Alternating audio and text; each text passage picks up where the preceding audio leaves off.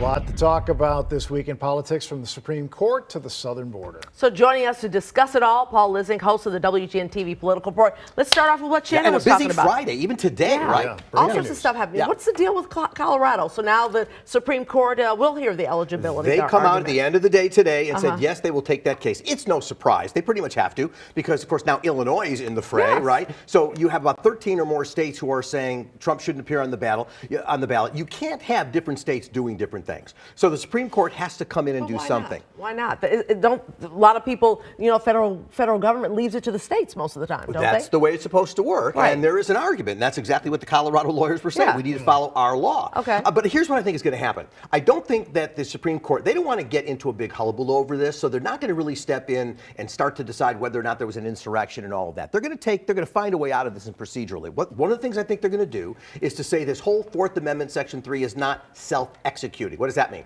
Congress needs to do it. Okay, that's one way. Another way is to say, well, no, the presidency isn't an officer. So there are ways out that don't let them deal on the real merits. If you don't mind, here's a real interesting thing about about saying that this doesn't count because I just slipped my mind. No, because it's not self-executing. Yeah. Mm-hmm. Play it out. What happens if the court says, yeah, Congress needs to do something?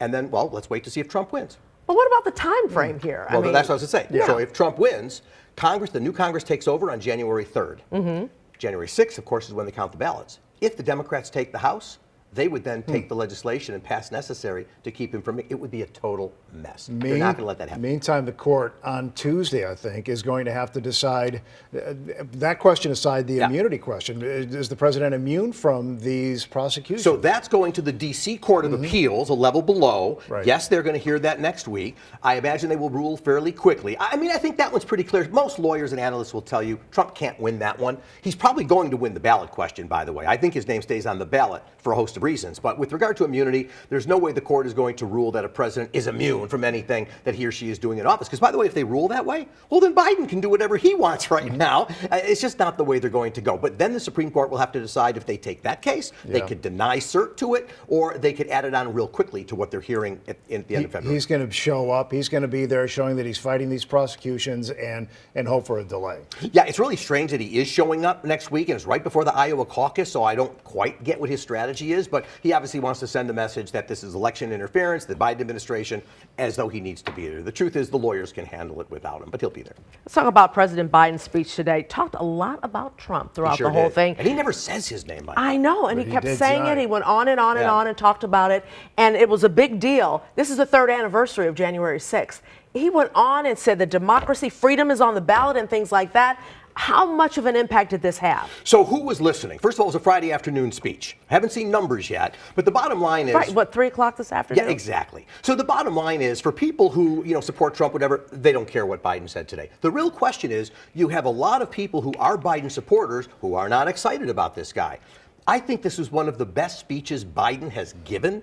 And of course, it was written. He wasn't off the cuff, so it was written for him. But he talked about Trump. He was specific about his allegations and all of that. And so I think if this is the Joe Biden that is now emerging and is here for the contest, we may have a contest because it may inspire Democrats and maybe some independents to go for him. I watched some post-analysis on the conservative networks afterward to see how they handled it and what they were addressing it. And the truth is, for our viewers, if you saw the speech, you probably would agree, whether you like Biden or not, you'd say, yeah, he was pretty strong for Biden. If you didn't see the speech and you just watched conservative commentary, you would think that it is Biden who's against democracy and all of that. And this was about January 6th, obviously, the perfect opportunity to talk about it. But the Washington Post poll says that 25% of Americans believe January 6th was an inside job by FBI insiders. I mean, that's kind of an astounding number. 25% of Americans think that not just that there was no January 6th, the FBI did it. What that shows is that and those are lies. So the lies that have been put out that have grabbed onto the public's attention and they're taking hold, and it shows the power of what conservative media and the former president, what they're able to do, and they get it to stick. It's an incredible number of people. And by the way, more than 3 out of 10 Republicans believe that it's the FBI. It's a strong number, and there's just no evidence to back it up. Such division. While we're on the subject of Washington and the Supreme Court, something else we were talking about in the break, taking up the issue of abortion here. The Supreme Court will look at emergency room doctors having the ability to perform medically necessary abortions. What are you going to be looking for? So that also came out end of the day that the court would take that. So what's interesting about that is this. There are very few issues that Democrats are looking good with this coming term, right? This coming election. But the two issues would be democracy, right? And the second one is abortion, right? That seems to be where Democrats and independents will go in that direction.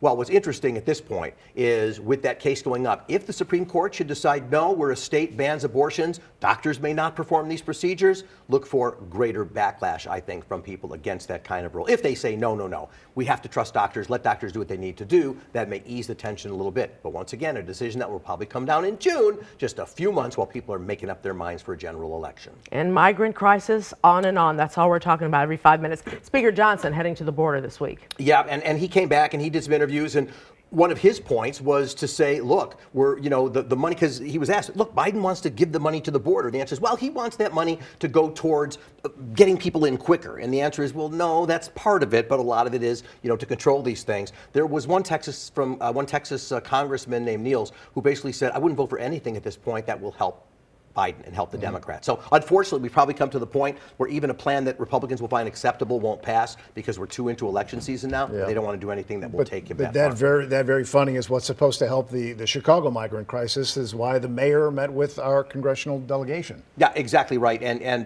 But not much is coming. We know that one of my guests this weekend is talking to the White House, doing everything he can to try and get money. The mayor's made it clear, and mayor's been everywhere, CNN and everywhere, basically saying we need federal help. The federal government knows that, but so far we're not seeing a lot of it. Tell me more about what's coming up this week. Yeah, well, so Congressman Chuy Garcia is going to join me this weekend. We're going to talk pretty much all about the migrant issue. And I'm going to hit him really with both ends. Not just are we getting people processed in the best way we can, but don't we need to turn off the spigot? I mean, the question is, you can't just keep supplying buckets when the flood keeps coming in. So that's a problem. Another guest will be Professor Robert Bruno. You might know him from University of Illinois, a labor professor. He just has a new book coming out on Tuesday called What Work Is. And he, of course, everything we know about science is the experience of graduate students or undergraduate students. So what he had thousands of people do was fill in the blank. You only get 6 words, what work is. And his book tells us the research that he found. So I thought I'd put you on the spot a little bit. Okay. You might make it into volume 2 of the book. So Micah, you get 6 words. What work is. About to end in about an hour, and I can start my weekend. Well, a lot of deep thought went into there. Yeah. Okay, weekend starts. Great. What work is? Work is how I connect with Chicago. I saved a couple of words. Wow, that's good. And see, I'm thinking about service to the community and Good for you. and life, and our floor director. I want to make sure he's okay. I want to take care of everybody. You're We're fabulous. going to do more on Sunday morning. We too. love you. Sunday morning, 9 o'clock. I love you guys too. All right. See you, Paul. Thank All you, right. guys.